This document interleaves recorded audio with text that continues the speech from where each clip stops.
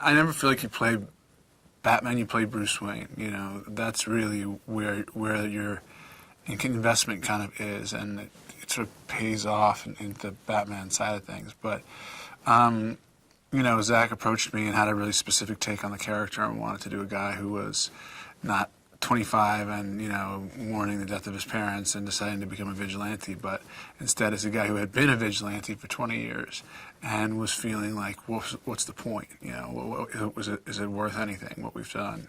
And who then, you know, loses friends during the Black Zero event and blames Superman and kind of channels all his rage and disillusionment at him.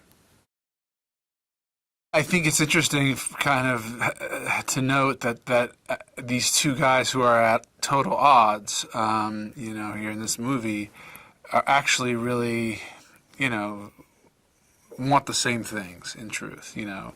I mean, of course, that's the question people ask is like, well, why Batman versus Superman, why are they fighting? Because everybody thinks of them both as good guys. And the movie kind of points out that, you know, two people who both consider themselves good guys can find themselves on opposite ends of a conflict. Classically, I guess, the Alfred character is sort of like a substitute father figure for Master Bruce, who's a little boy and who he raises him after his parents are gone, and so he's a father figure. And this, because of the way that it was reconfigured, he's almost more.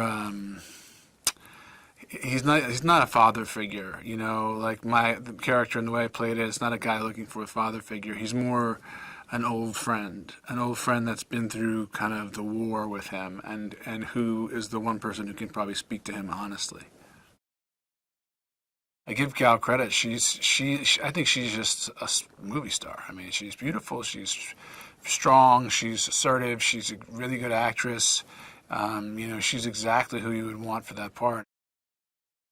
We shot in Detroit, and there was a real kind of underdog spirit and a tenaciousness and a pride that the people of Detroit have about their city, and that definitely, you know, influenced the way I sort of played, you know, Bruce's feelings about Gotham City, which is that he you know, he loves it, and he knows that other people kind of like look down on it, and he knows that it's had its troubles and its struggles, but it's you know, it's incredibly close to his heart, and obviously it's a place that he goes out and puts himself on the line every night trying to protect.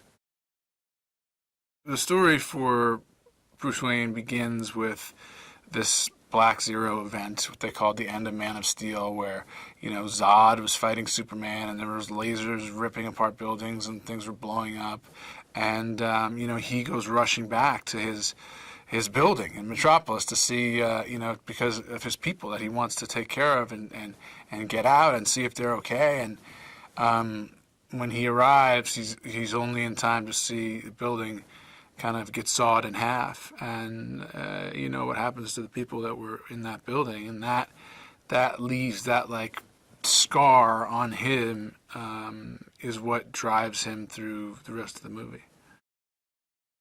Did you know that filming on the Hunger Games Catching Fire left Jennifer Lawrence temporarily deaf in one ear? Sorry? What's that you said? For this and more movie facts, click on more videos. But if you want something else, click on the playlist.